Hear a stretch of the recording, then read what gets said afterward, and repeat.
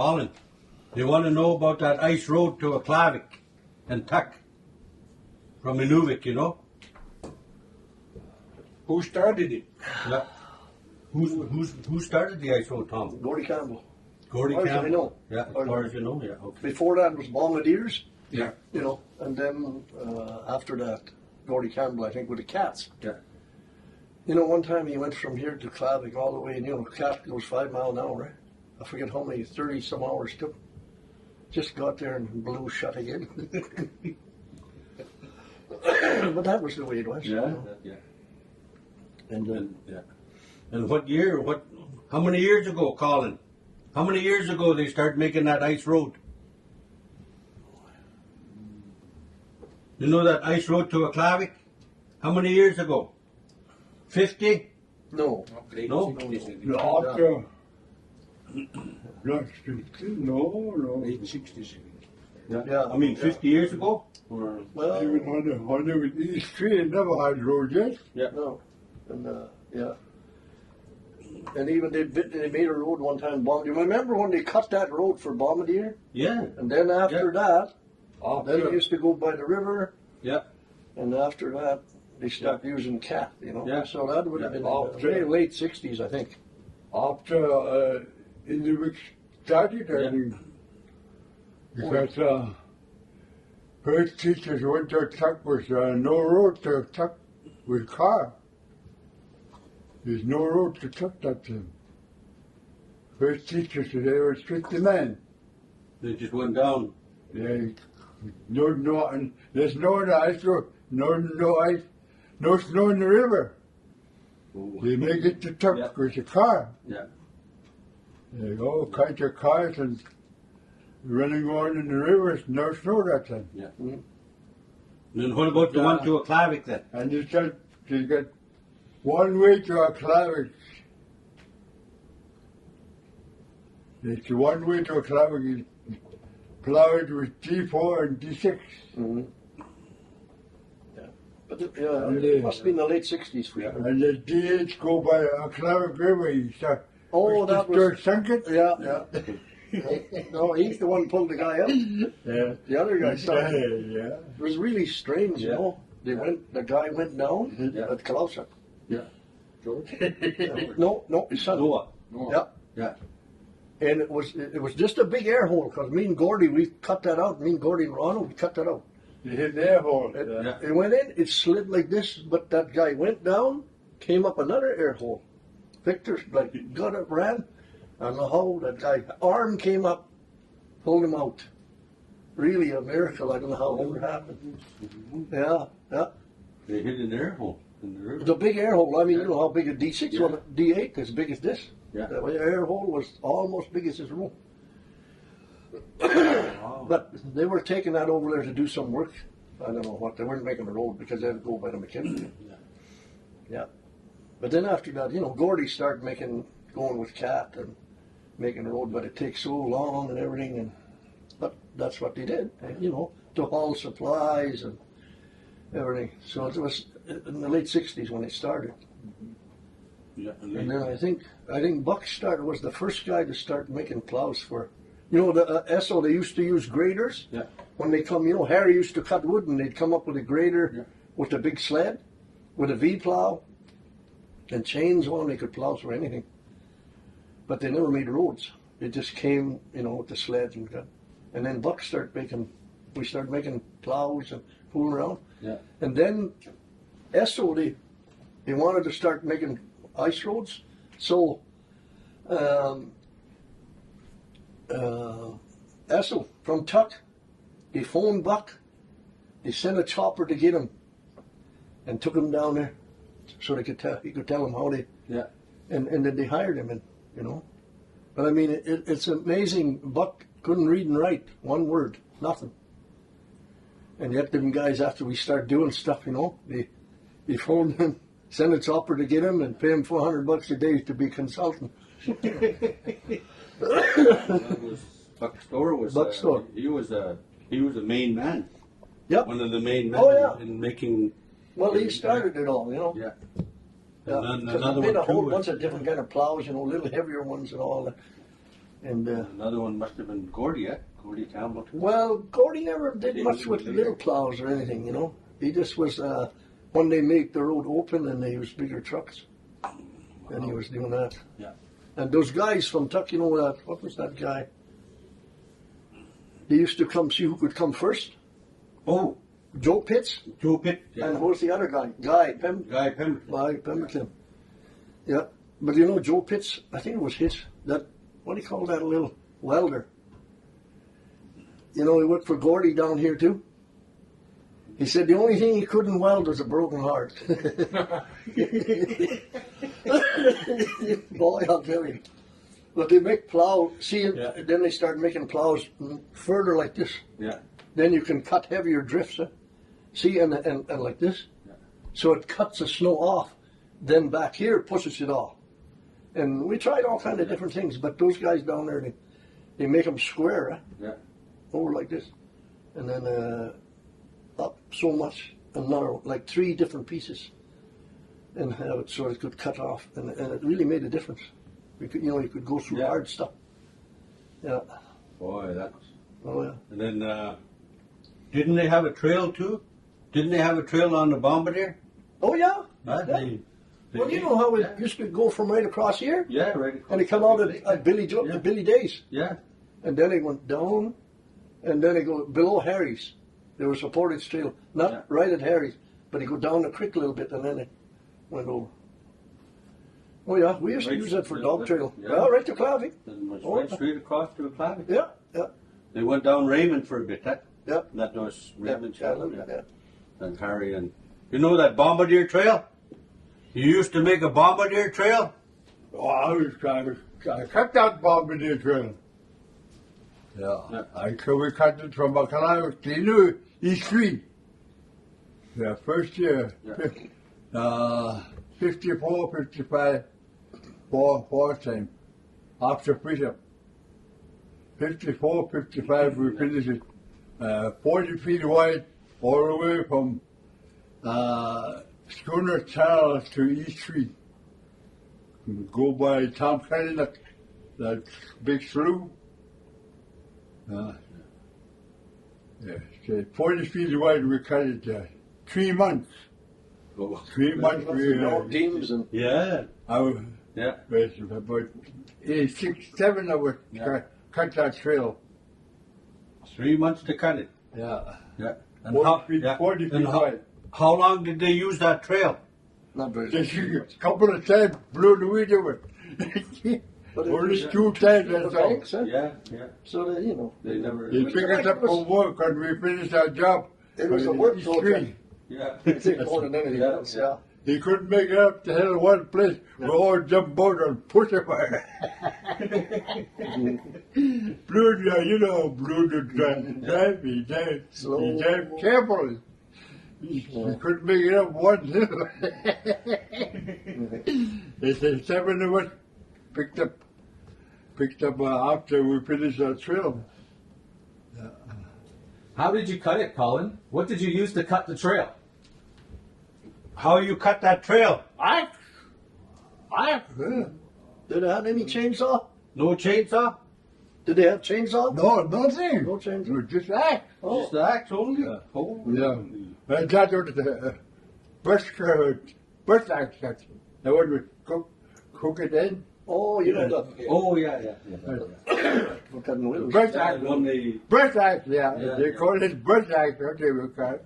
that one they used for. We use that kind of, you That's use the one 2 they different use. axes. No, that's a side. Oh, That's okay, for yeah, cutting that's for grass. cutting No, grass, it's no. just like a regular axe, Yeah. and the end has got like a D, Yeah.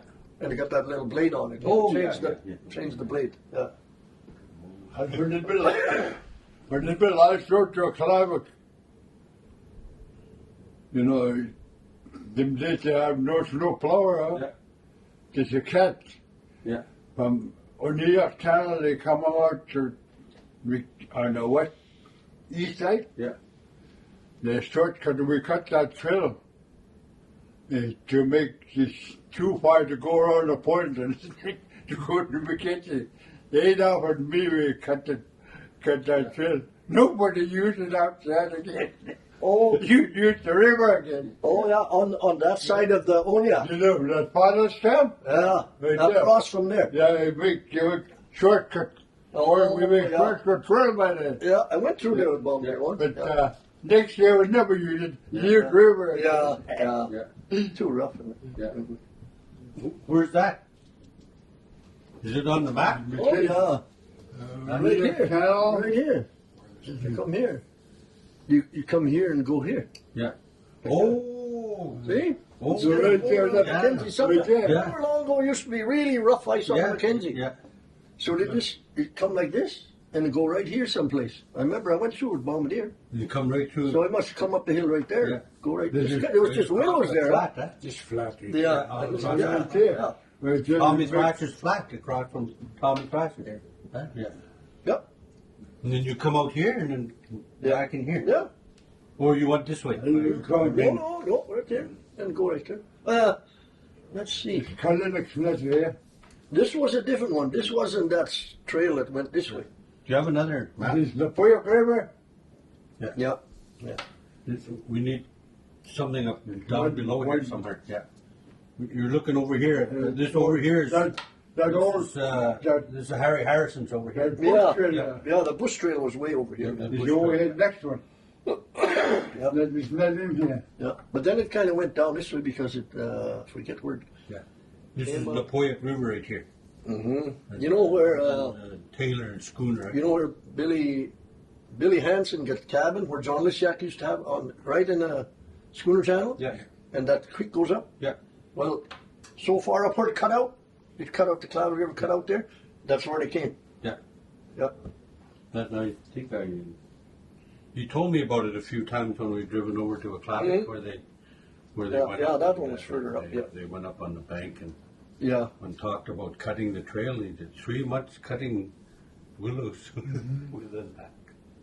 They used it once or twice. Well, even North Star, when they make it, when they went by Bombardier, small Bombardier, they go on top the land. Yeah. Yeah. Mm-hmm. Are all of these stories mostly to a Clavic you're talking about, right? Between Yeah. the Nunavik and the Clavic? Yeah. Did you all have, were you involved at all also going north to Tuck from the junction? Not that much. Just, well, you know, the oil companies were down there then, and that's the only ones that wanted to go there. Mm-hmm. So, yeah, then they made trails down, you know, all the way down here. All the way down East Channel. huh? Right, this dark green. That's the way they went. And then they used to go, where's that? Bar right C here. right here. Yeah. This See, is instead Bar of C. going back here, Yeah. they used to go here and come out there because there was a bad spot, ice. There was somewhere in here there was bad ice. But now we got so shallow here. They can't go there, go they there. hit the mud bar. Yeah, well, And the it's ice like- can't get thick Yeah, enough. can't get. That's why now they go there steady. Yeah. Yeah. And And a lot then- of that was a lot of that. The oil companies, or that was all well. that was all oil Yeah, companies. yeah. They never, like down there, never had no road down there. Okay. Or they wouldn't worry about it. Yeah. But you know, And I then- see from down there to Nunavik, Yeah. from Yaya Lakes, Yeah. they'd start hauling to Tuck. Okay. Yeah. And that's where they was doing lots of hauling there. And then they haul to that other one, Farewell. From Yeah, Yaya Lake, yeah, they haul yeah, this way yeah. to Farewell. Over to Fairwell. Yeah. Yeah. But didn't they go overland across from Holmes Creek? Didn't they go overland to Yaya? No. Huh? No, You're behind Swimming Point. there. Oh yeah, they well, went yeah, over, that's, That's Instead what of you- going around, they went up that Yeah. creek. You and remember went that? over, yeah. Oh yeah.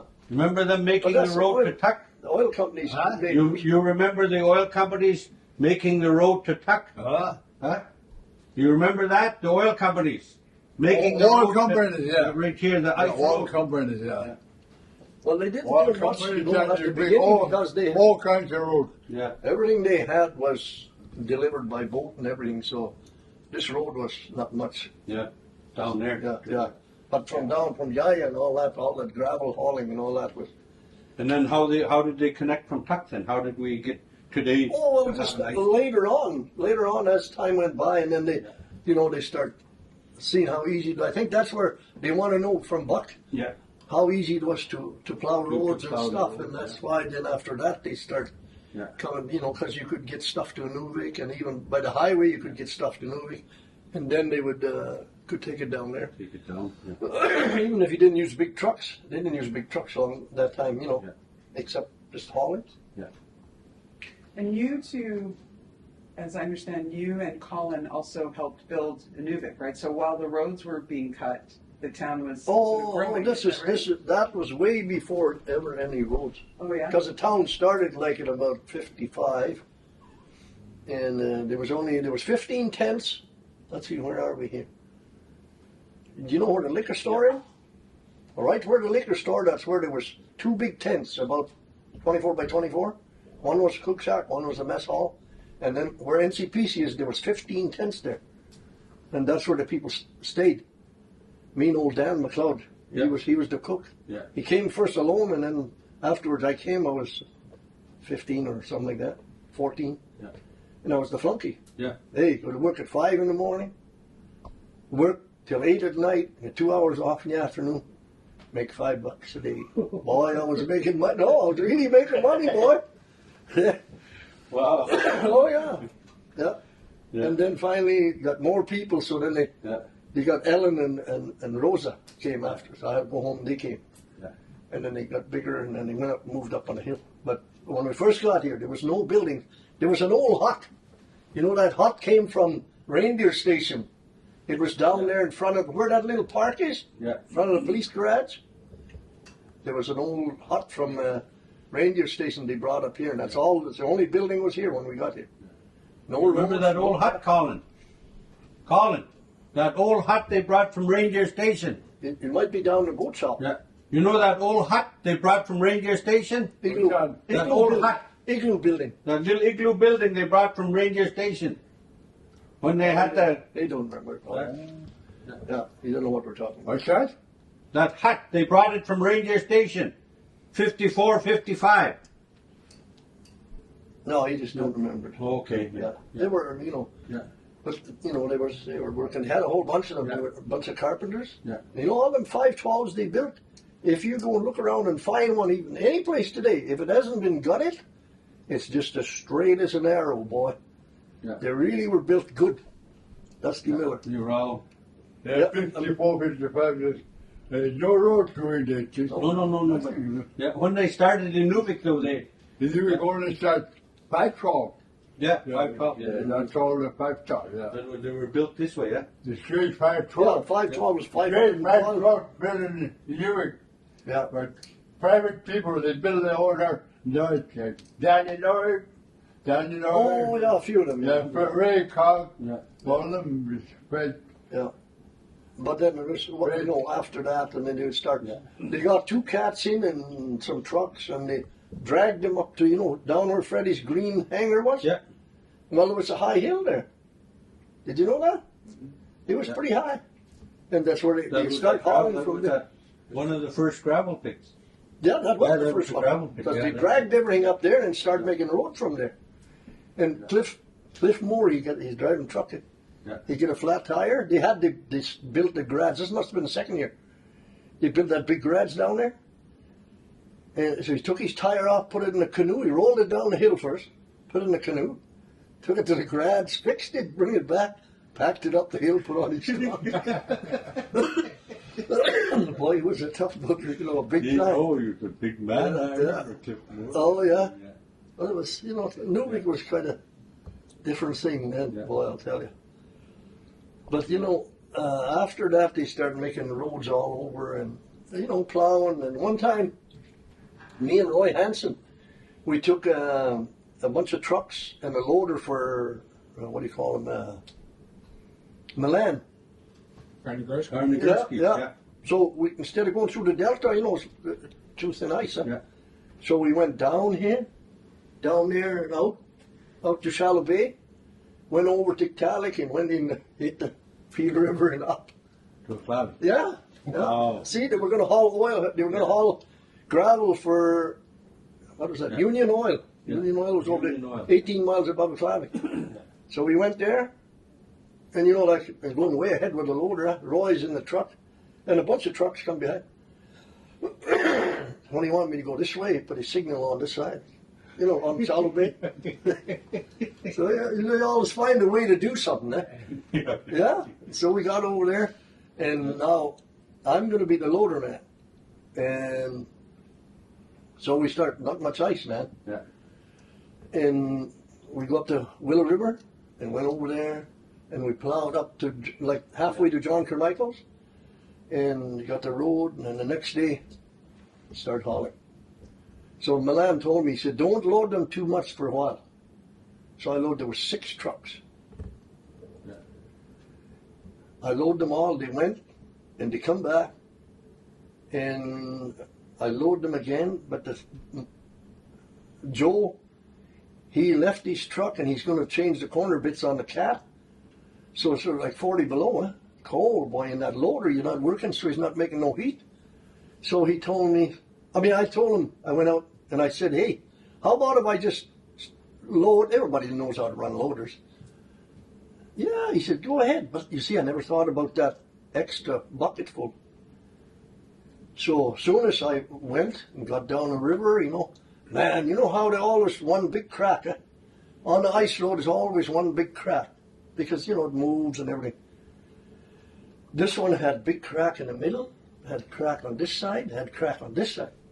Soon as I saw Milan, I told him, hey, you better quit hauling. I said, that's crazy, I got to where they dumping. I just went up the hill, I'm dumping. Old Rivet was there. And he's standing there, we're talking. He said, hey, look at that truck went through. See the one that took that extra load? Yeah. See, a little bit extra. Down we went. But the front stayed up. Yeah. Yeah. So, you learn about all those things, and well, eventually we got it out and everything, but they quit hauling for a little while. Yeah. Yeah. You see, when you're going on the ice, the weight of the machine, the weight kind of holds the ice down, and if you go fast enough, it creates a wave in front. And soon, like, I used to work out of Yellowknife, soon as it hits, you go through portages. Soon as it gets to the shore, it can't get away fast enough, so it breaks up. The ice don't break down, it breaks up. One time they go to this big hill, and they tell them, go slow, don't go fast. I was right there.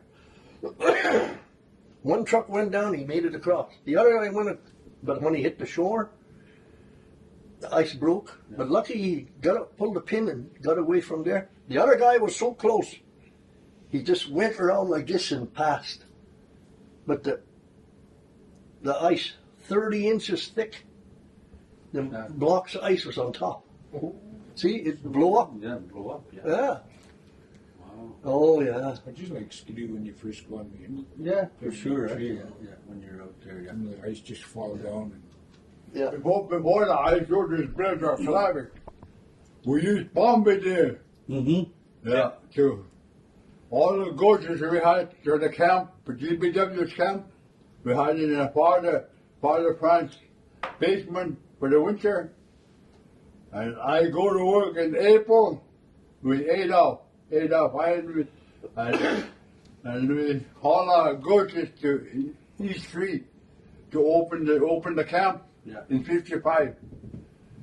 Yeah, we used there's no ice road there, 65, no ice road, nothing. Just we haul all the workers.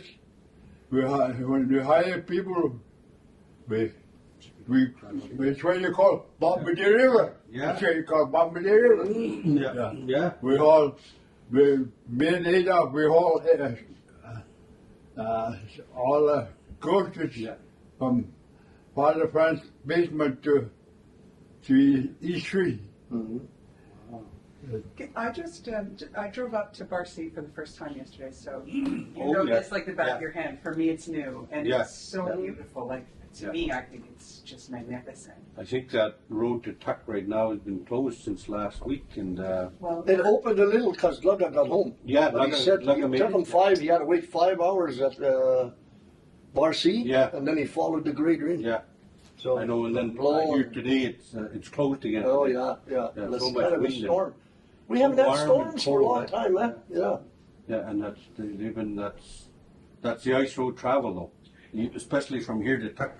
Bad to blow in out there, and even when I lived in Tuck in 86 to 88, Mm. I had a few phone calls when I was in the RCMP. Oh, I bet Those you. guys were stuck on the ice road, Oh, yeah. but they were in contact. You know, they got the Yeah, radios. mobiles, yeah. They're all in contact, and anybody might get in too much trouble. I guess say somebody go and check on them, but Yeah. make sure they got enough fuel to keep Yeah. their vehicle warm. But that truck would blow in and pretty quick when that wind comes in. Yeah. Who's, can you point on this map, or who, I saw camps all the way along. Oh, that. camps Oh, yeah, all the well, way down there, there. yeah. And so do you all know each other? Who has what camp Everybody, where? usually, Yeah, yeah. usually, yeah. Yeah. Yeah. Who are the people on this map? Like who, or who do you know who uses their winter camp between Inuvik and Barcy the most? Now, Yeah, like throughout the year. Are they typically winterized or no? What's happening right now? Mostly in the summer. mostly So, summer, yeah. spring and summer, Spring and summer, Yeah. fall time. late Yeah. fall. Yeah. Do you use the mountains up along that? Maybe is a silly question, but I haven't heard people talking a lot about using like hiking or hunting in the mountains in the winter. Used to be lots We of used to do a caribou lot out of- there, but It's all closed now, the hunting, eh? Yeah, but we used to do a lot of hunting even behind the Nuvik here. Yeah. Yeah, I mean, you know, when we used to hunt here and we used to come. Where's the Nuvik? Right here? Right here. Yeah. but Yeah, we used to just go behind the Nuvik up here to Knoll Lake. Knoll Lake right here? Yeah. Must be Nola. Yeah, we used to go up Knoll Lake over to Jimmy, Husky Lake in that area. Huh? Have a look at that one, see what you got It's on in- that one, Tom. Yeah. That's in a Clavic map, I think. Oh, that's an aquatic one? I think so.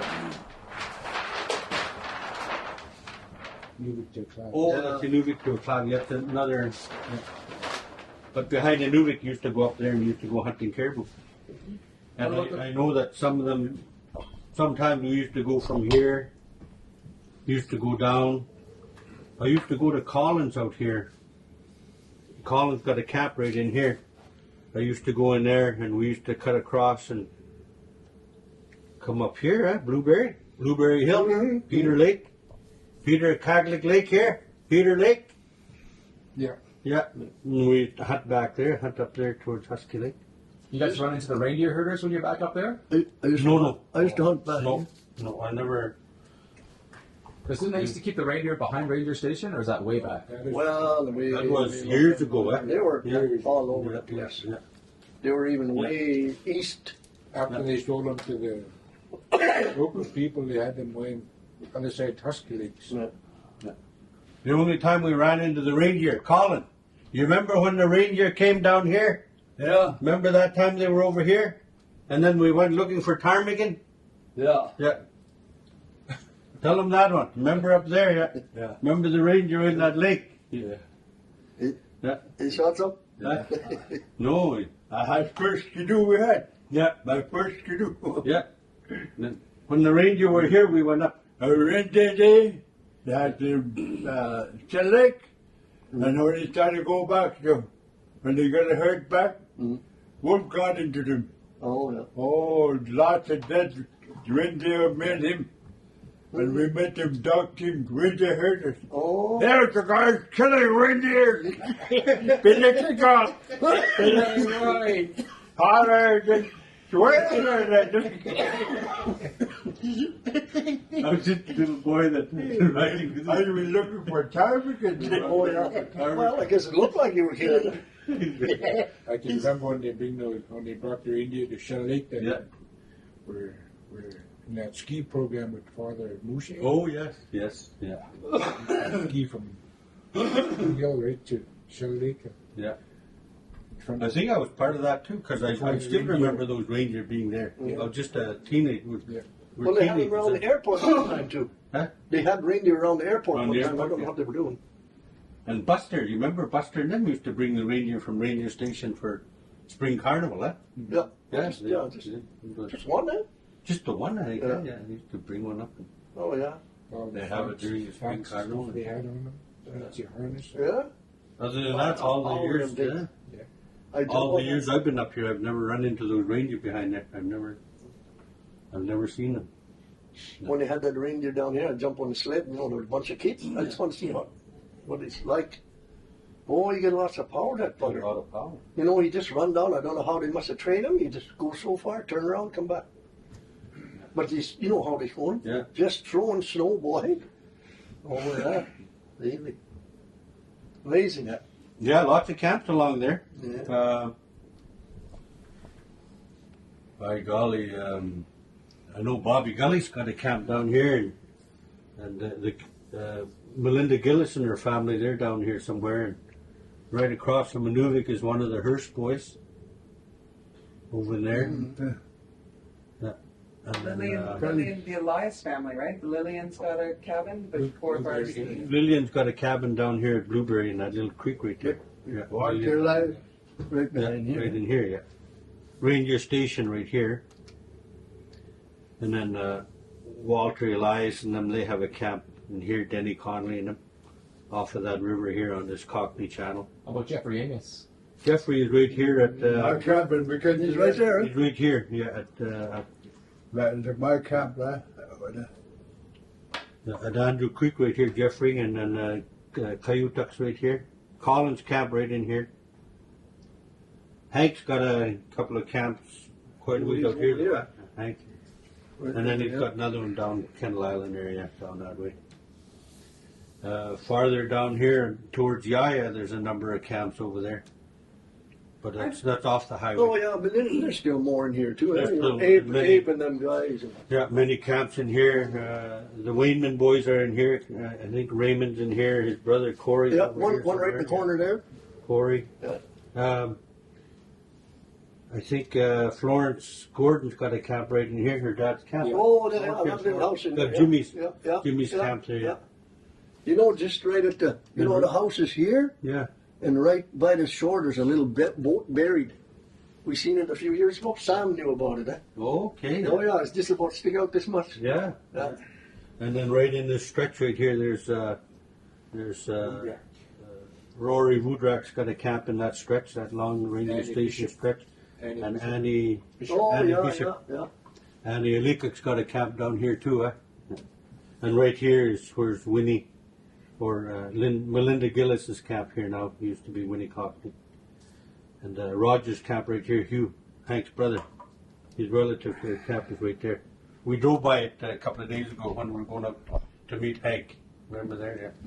Yeah. Are there any, I remember when you guys were gathered the last time to talk about traditional, they asked you to talk about if there's any traditional lakes or places along the new highway, right? Was that the Yep. point? And are there, along this ice road, along the Mackenzie, are there traditional locations or things that are of particular importance culturally? Well, everybody used to live off the land there, so anyone's out there, that's traditional. Yeah. Everything out here was, a lot of our people are buried out there. A lot of our relatives, especially down here around Lucas, is what I remember. Yeah, oh yeah. Lucas Point. Right where that And right trailer here, is. yeah, right where that Yeah, trailer, that's there's a big accident. old Lucas, huh? Lucas Numatun. Numatun and his wife at Lucas Point. Lucas? Yeah. Old Lucas is there, huh? Lucas and his wife.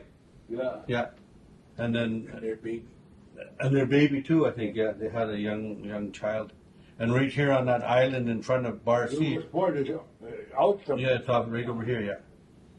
And then I know that on that island, they've got some graves. On that island, that Burial Island, they call it. Yeah. You know that?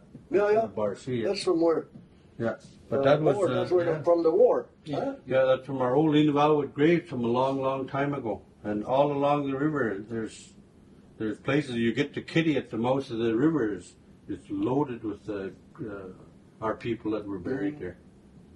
A lot of the land is still used, was still used in them days as everybody stayed there, and when they passed on, they buried them right there with all their with their belongings. Those Blueberry Hill right here. Yeah, buried there. Yeah. That's where my grandfather's are buried. Yeah, that's right. Yeah, Hank's grandfather, old Roger. Eh? Roger, I'll just look at that. Who else? There's two of them. Napoyak. Napoyak is right here too. Angasak and Napoyak right here, eh? Who? Angasak. His grave right there, Blueberry Hill. Angasak, yeah. And Napoyak. Blueberry Hill, yeah. Napoyak too. Huh? Napoyak is there too, yeah. Yeah. And across it used to be some graves too, in that point. Oh, yeah, right, you mean right across from Blueberry? And they got Big point, yeah.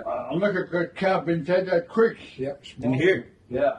Small. Inside the Oh. creek. Inside the punch camp and put it inside. Yeah. Yeah, you could see it when they cut the brush. You could see the The whole homosexual camp.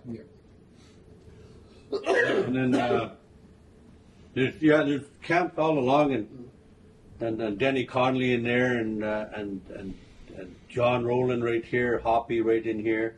Then a long time ago, everybody when they stayed in the bush, they dried stuff. They fished, dried them. Muskrats in the spring, they dried them. It's the only way they could keep them.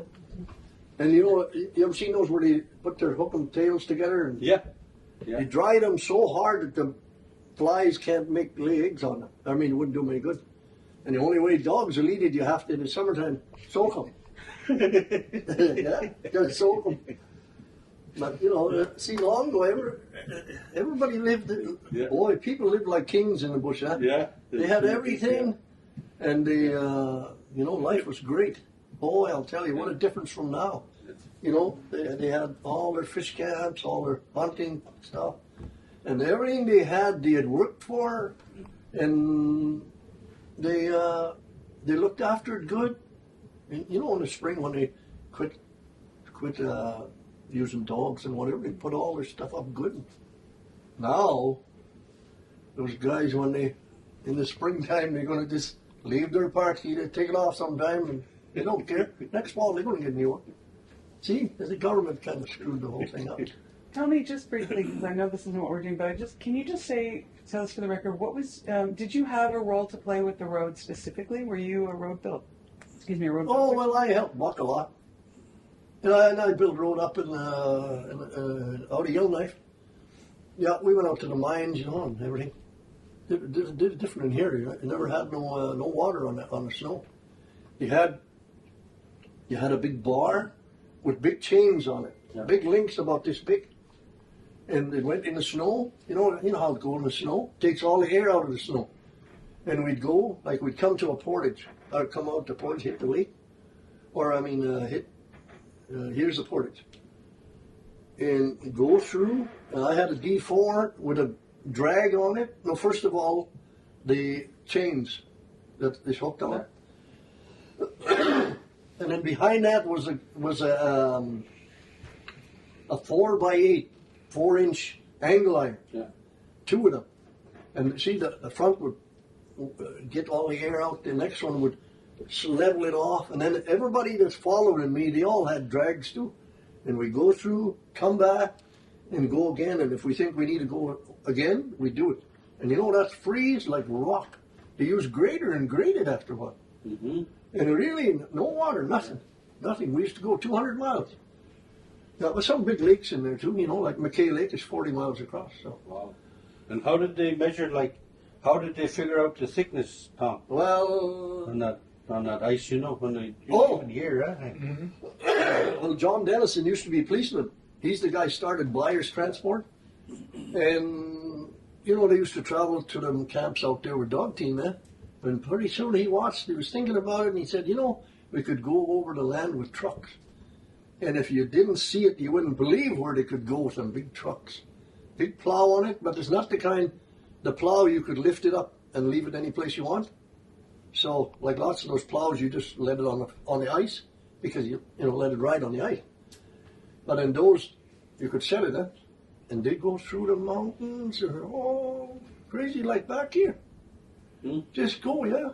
And but we used to do it take us 3 weeks. Yeah. We built 200 miles of road, and we got that D4 and pulling all that stuff. And then behind him is a little machine on wheels, big as this.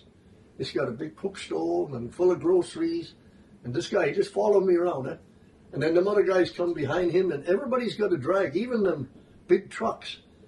They got cable and a drag. Like here's the truck, and underneath they have a drag in there, and cables going up there, so he can go ahead or he back up, and it doesn't get in his wheels or anything. Eh?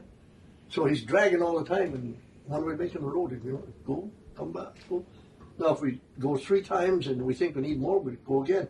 And I got a blade on the cat, I can pull snow in or do whatever I want. Mm-hmm. Oh yeah, and we made lots of road up there.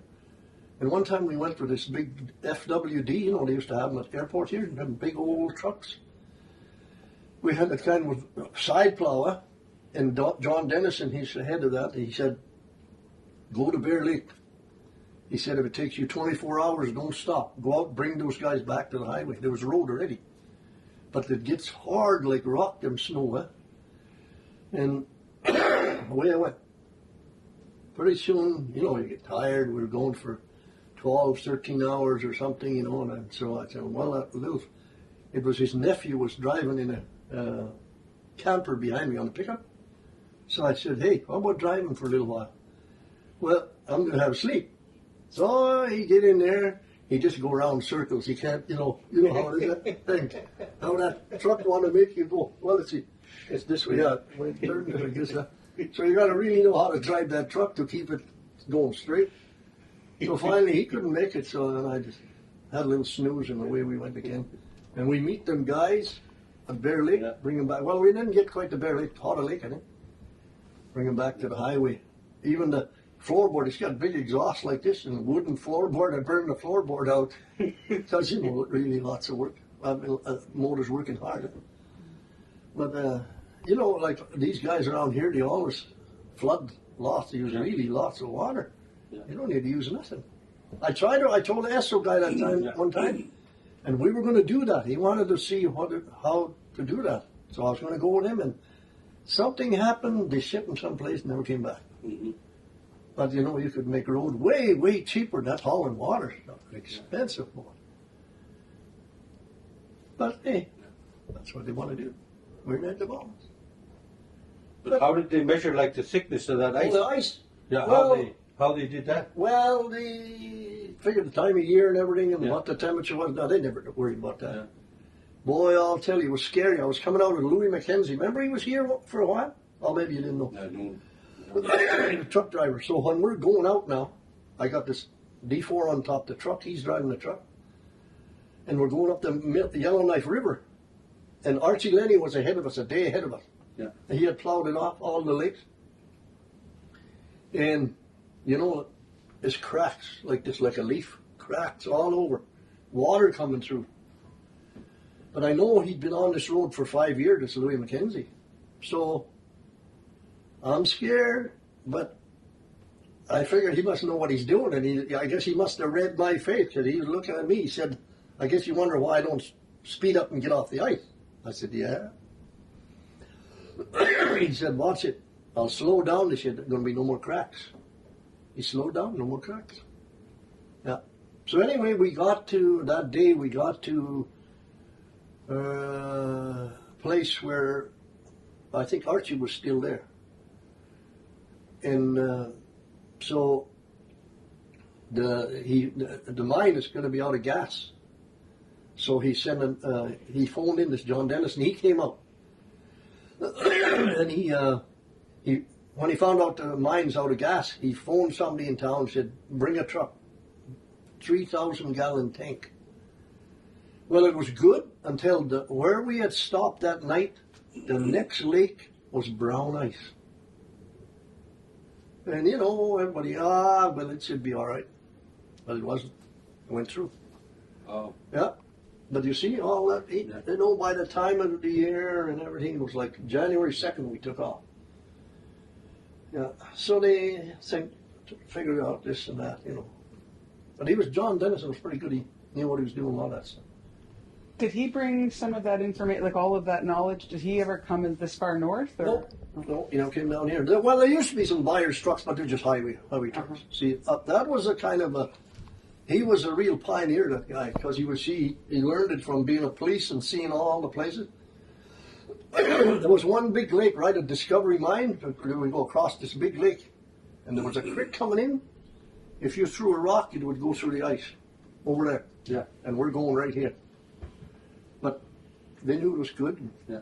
That's what we did. Do you want a glass of water? Well, no. Just thinking because you're coughing. Yeah, well, I got the flu or something. Oh, golly. And then even up here, though,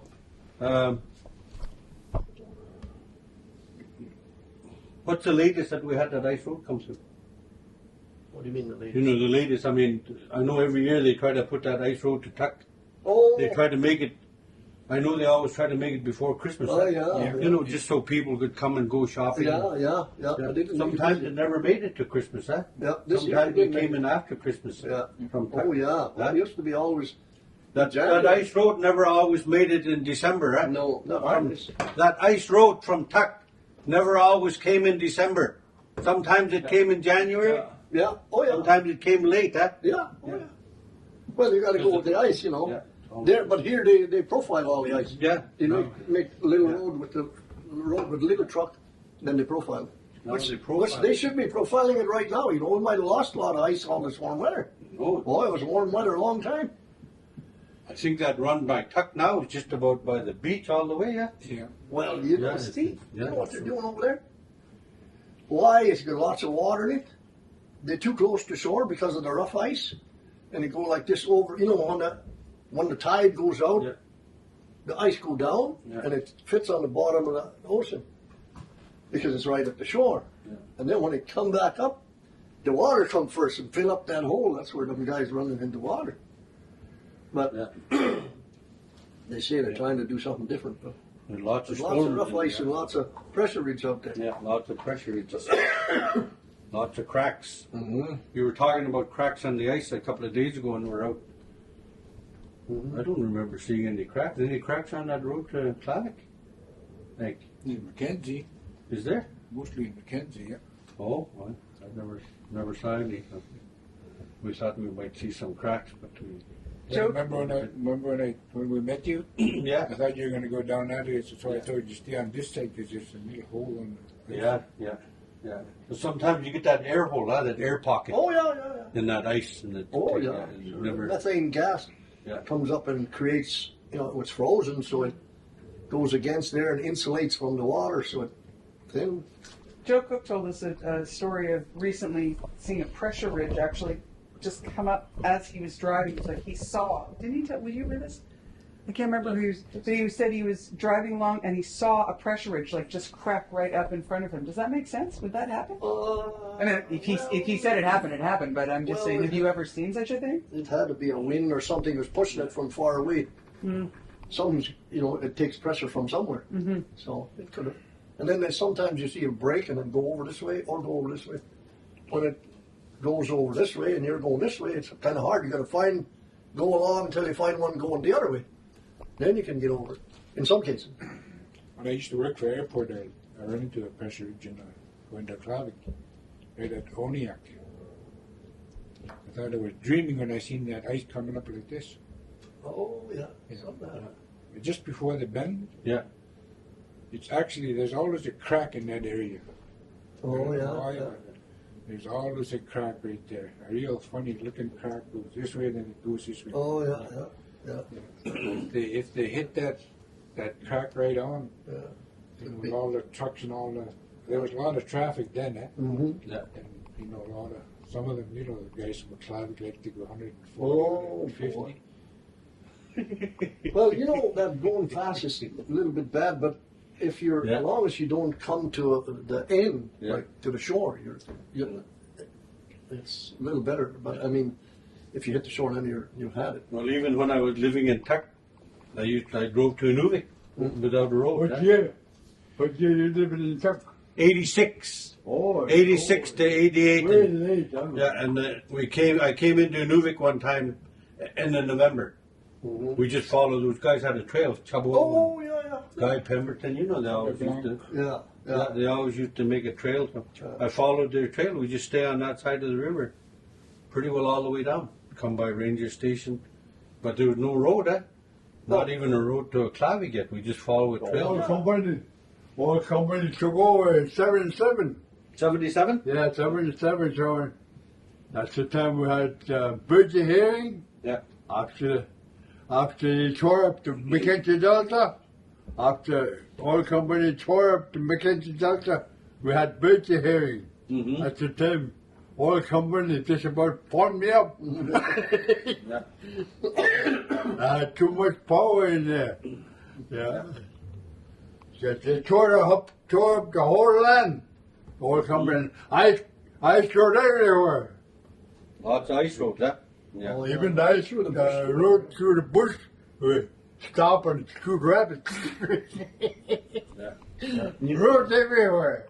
You know, on the ocean, the ice is way softer. Eh? That sea ice Salty. is salty. Eh? And me and Albert Frost one time were in a 950 loader. I forget what we were doing. We're out from Stokes Point there. And when you come to the ice, it's a big crack. It just cracked like that. And when you come there, the ice go down 6 inches. And then you, the wheel, the spin, you can't go over. So I tell them, back up and take a run at it, you know. So it just goes like this, boom, boom, when you pass it, you know. We did that a few times, and I said, hold it, we're not going to do that no more. You know, we're not playing with it. It was only 2 feet ice. Floating ice. Yeah, floating ice. Yeah. So we went and got some planks. Yeah, and that ocean ice, huh? Oh, yeah. Yeah. When I was living in Tuck, there was an RCMP member. He was from Nova Scotia. I think that's where he came from. And we were sitting in Tuck, cruising around one night in November, and we looked out towards the Nuvik River over there. I saw lights, and I was driving, and I said, "Let's go for a ride." He said, "Where?" I said, "Right there on the ice." And not even think, man. Oh no, I said, "Let's go." We headed out with a police truck. We went to towards the mouth of the river. There was lights there.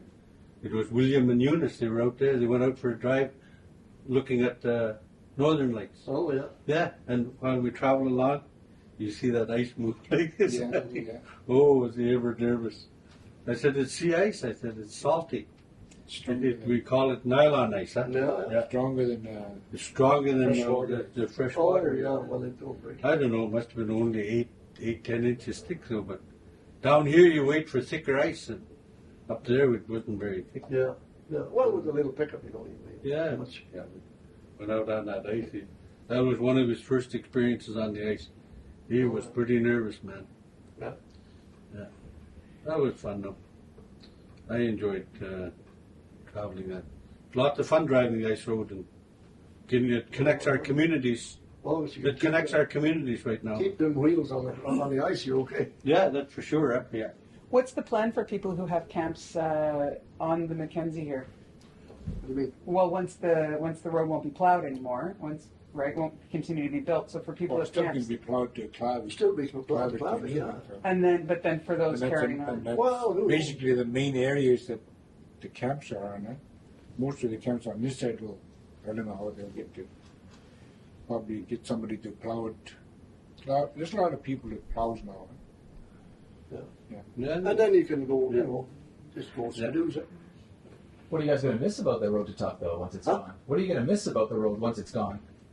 Scenery. I don't know. I think we're going to miss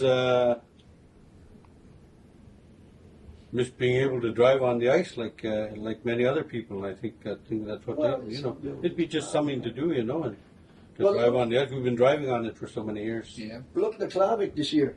Them guys plow down to the ocean. Yeah. You go hunt caribou with Yeah. a truck. Tommy plows right to his camp up on East Channel. Oh, yeah. Yeah. You, Yeah, lots of yeah, them. you plow up there. Not anymore, but when I had a plow truck, yeah. Oh, okay, yeah. Yeah. Yeah. But Tommy's got a camp upriver from here, and he. Well, people get camps all over the place, and they find different ways of getting there, and different things. Everybody makes channels and trails out there. My dad had a camp out here in the Delta here. Yeah, over here. Yeah, right down Yeah. there. When Dennis came up one time, he used Arctic Tire. He used their equipment, and he just brought a loader from Inuvik. Oh, yeah, That's yeah. a trail through here, and brought the truck down with a load of building material. Oh, yeah. People get equipment and travel around and Yeah. go to their camps. And, like Hank's got a trail to his camp now, and we went out on it a couple of days ago. We just made it. Mm. We just made it That's the schooner, eh? We met That's the pretty schooner, eh? good, Yeah, too. yeah, huh? Petron's pretty good, you know. Yeah. Plows to guys' camps all over. The boys like to help out. Eh? Yeah. I think I'm pretty lucky if I get stuck with Richard don't have plow no more. I just called Paul. He's got Oh, my God. son-in-law. Yeah, his son-in-law, yeah. Golly, yeah. Yeah, his son-in-law, yeah. And Colin's grandson, Stephen's got all kinds of equipment, huh? Stephen could make a road to your trail any day, eh?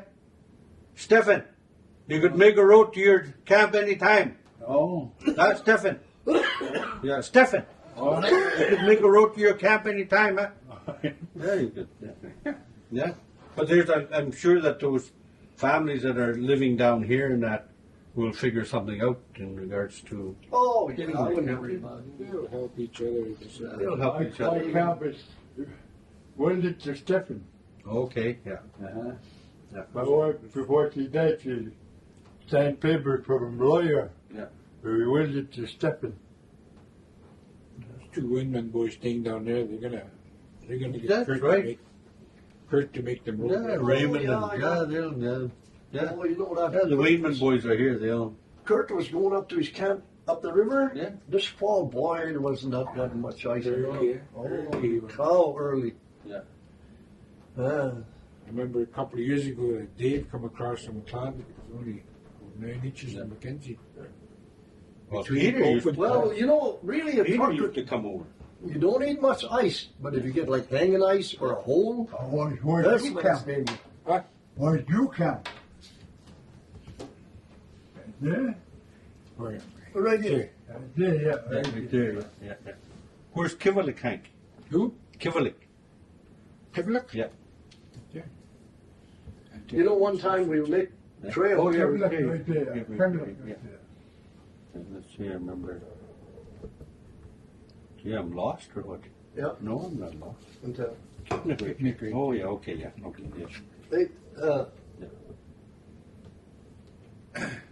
Kivelik's right here, you know, one time, like, McPherson, we were Gerry. Landing point. huh? Right there? Yeah. Yeah. We were making road, me and Freddie Limpy, Yeah. we were making road to Clavic, and we come, Johnny, Charlie's supposed to go ahead of us, check the ice. Yeah. Well, you know how they take their time, and so we took off. And you know where's that rotten eye? Yeah. I don't know why they call. Oh, I guess it was some old guy there had a funny eye, so Yeah. they called him that. Anyway, it's full of air holes there all the time. So anyway, the truck, one wheel went through, and it went about just as wide as that truck. It went about 6 feet, and it hit. It couldn't come out, so it hit, and the blade. You know what happened? Oh, it broke the bolt, the center bolt on the spring, and the tire came back and hit the blade. And you know how you Jeepers now, look what we got, you know, you kind of don't like it and everything. But if we didn't go through there, right in front of it, boy, it was a big, really big one. That whole truck would have went in. Wow. Yes, sir. That little Yeah. one wheel just saved us, Saved boy. us, yeah. Saved you. Oh, yeah. Holy cow. Yeah. So, you know, see, there's air holes, that's that methane gas comes up. And it'll make air holes all over, and if you don't know where it is. Or, you know, say you can go on pretty thin ice, but like if one wheel went through and start breaking, and then, you know, maybe go like that or something, that's when it could be dangerous. But So let me ask you a quick question then, also, and maybe talk amongst yourselves. But sorry, just gonna my girl arms are there. We go. How important is it while they're planning new roads and maybe retiring this road? How important is it to check in with elders of the community and talk to people when you're going to change transportation? I don't even know if that's an important question, but they did ask you guys, so I'm curious as to how important is it to check in with people who've been living here for a long time, who have knowledge of the land and that kind of thing before you do so. well, I can say that because of the cost of everything nowadays, you can't just, government's not going to make a road unless it's to a community where they have responsibility. So, hey, long before the government here, we did fine. Yeah. So, you know, it wouldn't make a difference, I don't think. Even if there was a bunch of people live in one place or something. You know. I think a lot of consultation goes on. I think before they put any roads through, Oh, yeah. and I think a lot of the community meetings and the public meetings that they have, they ask anybody with concerns to come to a meeting and voice those concerns, and try to get them heard, you know. Yeah, oh, yeah. You know, I think that even with that road to Tuck, Colin, you sat on. Remember when they talk about the highway? Yeah. Yeah, you sat on the committee. You sat on that committee talking about the highway to Tuck. Yeah. Yeah. 30 years ago, 30 years ago, I wanted to go to, I represent the Newick, big conference in Tuck, Trappers Conference. So 30 years ago, I went road to Tuck. After 30 years, they built a road to Tuck. And I talk about, I want to build a road to Tuck. Winston said, you want to build a road to Tuck, you build it beside the river. Yeah, it would have been good beside the river. We stop anywhere. And even the road, I know even the road to Tuck that we've been talking about it for quite a number of years, and it's happening now. But even when they said Emmanuel was councillor down there, they said when Emmanuel was, after Emmanuel left us, when they went through his desk, cleaning his desk out at the council chambers, that little piece of paper there, 1974, road to Tuck. Mm. So they've been talking about this here Oh, well, yeah. years, Oh, yeah. many years. I mean, Well, because of all the gas, there's really lots of gas capped right behind Tuck, Yeah. Oh, lots of it. lots of stuff. But I think that they've talked to. You must have been doing a number of those meetings, Hank. Those ones to the road to Tuck, and especially the road to Tuck, because that's the latest one that they've been putting. And even that Dempster, when they first built the Dempster Highway, Tom. Mhm. Yeah, you guys were. Yeah. You guys worked on that Dempster? Did you work on Oh, it? yeah. Lots of it. You worked on that Dempster. Yeah, right from my break. Because when I left Inuvik in '74, I thought there was only a road to Campbell Creek. And then '79, I drove up on the Dempster Highway. There's a road right to Inuvik. Well, they built a road and it was not open to the public. Bill Farmer used to go. He just maintained it himself. The road, it was maintained like the government maintained it to Eagle Plains. Yeah. And then he just would, because it wasn't officially open, because you had to pay him $800 if you wanted to come. Like, say you want to get a trucking. You had to pay him $800 from Eagle Plains to here. Wow. Oh yeah. Well, I mean, it cost him a lot of money. Yeah. What he did was, he just packed a cap on one of the trailers, Yeah. and then opened it where it was closed. Oh yeah, I came with him one time. It took us 5 days from Eagle Plains to here, because he just had two trucks, and one with the cat and the loader, cat on the. He had two trucks and they were relaying a bunch of loads. What he used to do is bring 3 loads to Eagle Plains, and from Eagle here was no scales anymore. Yeah. So he'd make 2 loads out of 3. Well, I'll tell you, when you go down on this side of James Creek, Yeah. when you come and go down like this. Well, I never went up it, so I didn't know how steep it was. You know how it looks really dangerous? Well, me and him were taking a load ahead, and then we were going to come back, and boy, we're going down in big load too, boy. And you're just thinking, if are those brakes going to hold? And you know how you can't see down there? Boy, I was spraying all the way down, boy. Let me tell you. Well, Farmer, he was quite the guy too, eh? Little Farmer, hard Short working temper. guy, yeah. Oh, yeah. Yeah. Oh, yeah, he had like a temper. Yeah. Eh? Boy, oh, boy. But, everybody, all them hard workers, they got, pretty soon they get a short fuse. And What do you, I have to ask, I think, what time is it right now? Is it 10 to 12? 12:30. 12:30. Oh, so I think we can sort of start to wrap this up. I want to get you guys fed and have you have some lunch and stuff. Thank you for that. I am curious to know, there's been like 5 seasons, very successful seasons of Ice Road Truckers, these kinds of shows. Like, there are people who don't live here seem to have a real interest, a real appetite for stories about ice roads. And they're always dangerous stories, right? And how hard it is to be on the ice road. And I'm curious to what you guys think about. I mean, there's clearly danger if you if you're not smart, or don't pay attention, maybe there's some danger. I don't know. I'm just interested what you guys think about it. That was a very successful show. A lot of seasons. They shot up here. They shot on different ice roads. Why do you think people are so interested in? What do you think about it? Because it is just dramatized. It's nothing like that. The real life is nothing like that. I've seen them where they break through and do different things. Absolutely crazy. Has nothing to do with facts. All it is a show. Really, that's all it is. Nothing else. And everybody loves it. I mean, I wouldn't even watch one, hardly. But it's to make money. Yeah, ice road truckers, yeah. Ice road truckers. Same, same Yeah. with the planes, they got them. Yeah. You remember ice road truckers? What? Ice road truckers. You remember ice road truckers? Yeah. Yeah, yeah. What do you think? You're going to close it down? No, ice road truckers. You know that program, Ice Road Truckers? You know, they try to make 180 loads from, Winnipeg.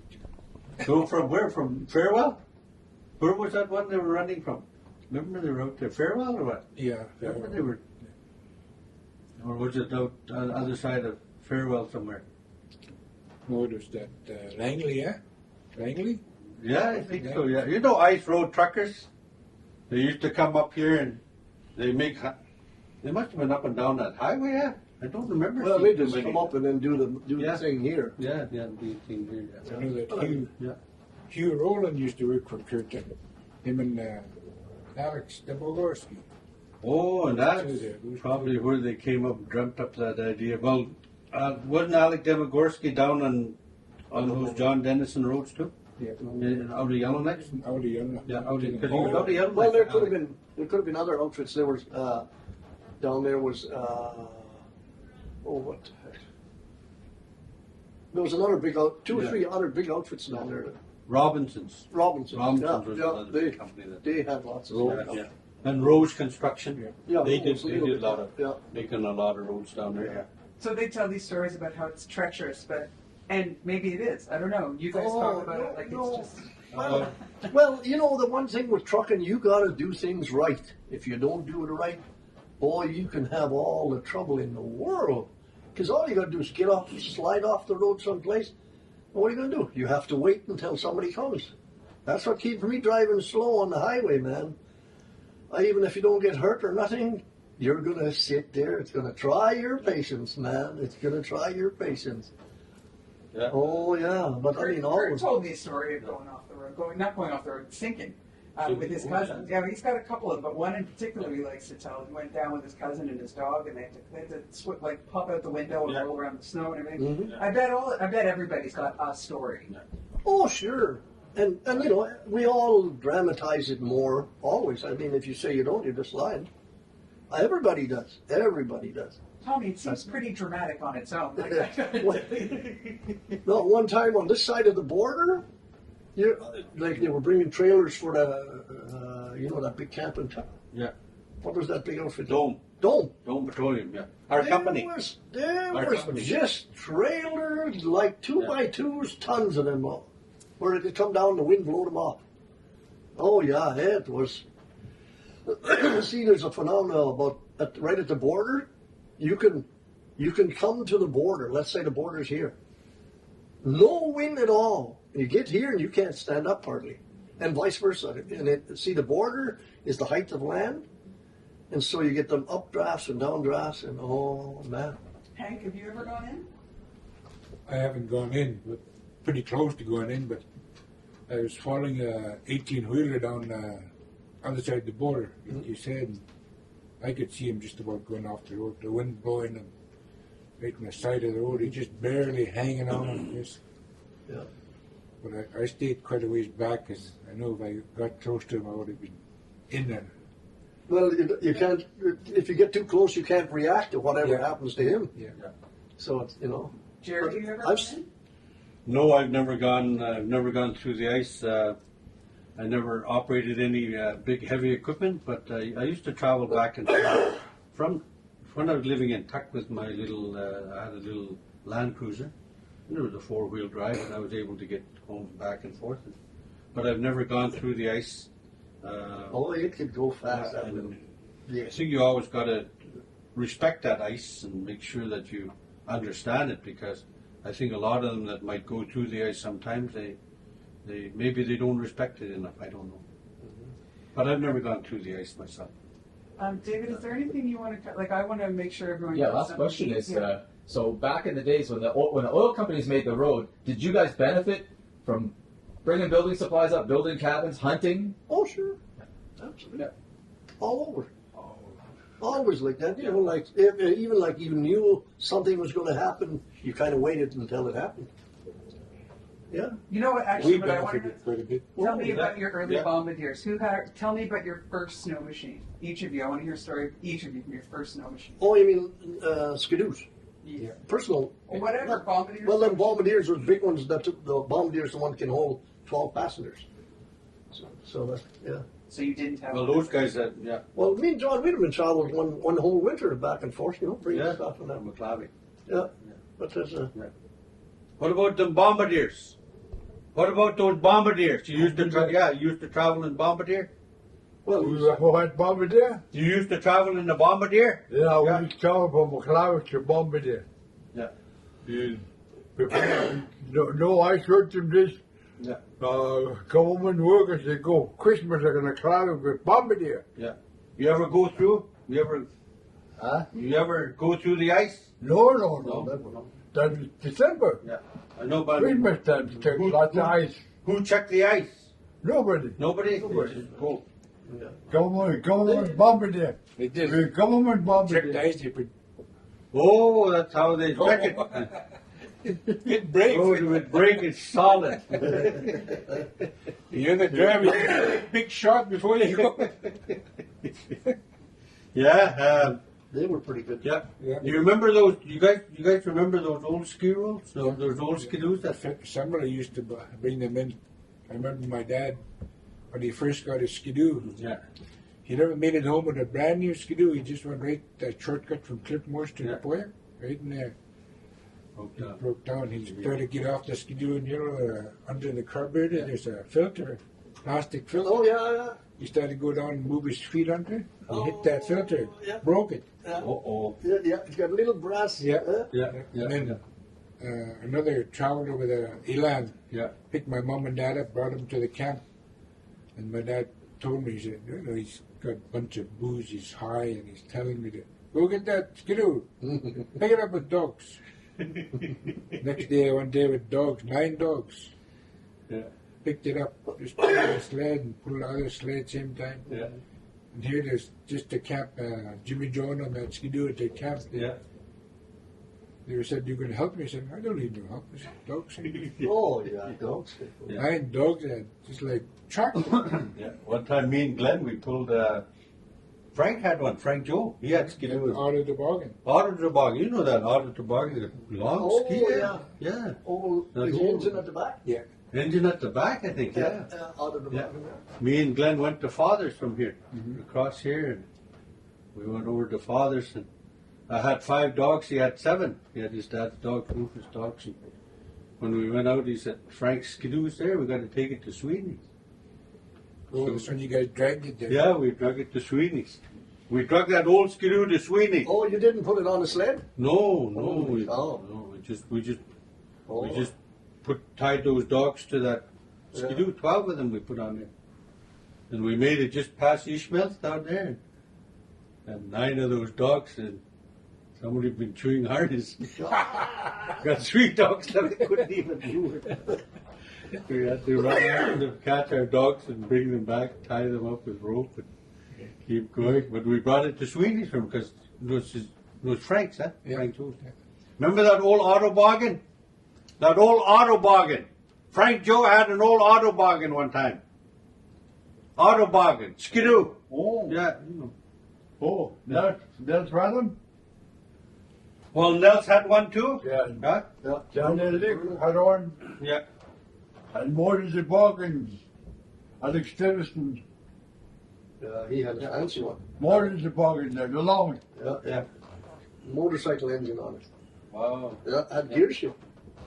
Oh yeah. Oh, really? Fancy. Was that when he was down here? Remember, he used to have a. It was way before Skidoos ever Yeah. came around. He had a wood. He used to live down here in Bombardier, right? Alex Stevenson. I used to live in Bombardier down there. I don't know. Where? When they were building a new. No, Did any of you guys ever go into Bombardier? Have you ever been? Oh, yeah, sure. Yeah, I've been in the Bombardier. What are they like inside? Well, it's like inside of a car, really. Yeah. You're just, like, however wide it's like enough that there's a seat on one side and a seat on the other side, so everybody sits here and everybody sits there, and then, well, you go. And, you know, and it's got some springs and tracks and everything. Yeah. I drove a Bombardier one time at down the West Channel when I was. I was working for Crown Catering. You remember Crown Catering? Yeah. It was here at Shell Lake. And I was out there in Tupper's. His Oh, company yeah. was up there too, and they had that rig just above West Channel up on the hill. Oh, yeah, On yeah. the hill there. So I was just a kid, and that guy comes in. Frank comes in the cab out there. He says, "You know how to drive that snowcat up there?" I said, "Oh yeah." I got no license or anything. Joe Gerry was there, and Charlie Stewart were working out there. You know how to drive that? I said, "Oh yeah." I said, "Take it up to that camp up there and bring the Bombardier back. You're going to go out with Don out to, we need somebody to follow him out to Shallow Bay from West Channel." Oh, yeah. Like, so I said, "Okay." Don McGuire. Don Tupper. Oh. It was Tupper Brothers. Frank and Don were that company. And so I said, "Okay." So I went out. And I was standing around in that little snowcat got this kind of, and here's it. Oh, yeah. That Don Tupper comes out, I'm still there. Half an hour later after the lunch they come out. "How come you're still here?" He said, "You know how to drive this thing?" I said, "No." He said, "How come you told that guy you can drive it?" I said, "Well, You just wanted I to. want to learn how." I said, "Well, I'll show you." He said. So he brought me to that lake, that little lake right behind there. Spun me around a few times and showed me the gear and said, "Away you go. Better get going." He said, Yeah. "We've got lots of work to do." Well, So I drove it up to that camp. It was like 10 miles away or something. And then they gave me the Bombardier. And that Bombardier stalled on me going down that hill.